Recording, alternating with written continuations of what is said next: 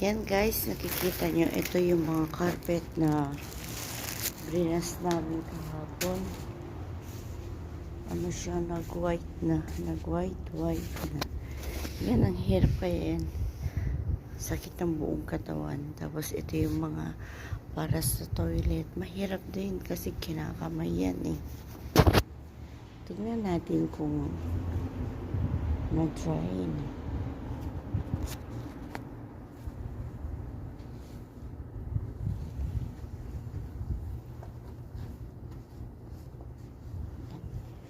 Pwede hanggang bukas siguro. Pero ito mga to. Tapos okay na, bale. Ito lang yung ano natin. Ipapasok muna natin sa labas. Pag nagtitipid kasi ang mga amo, ganyan sila guys. Titipid.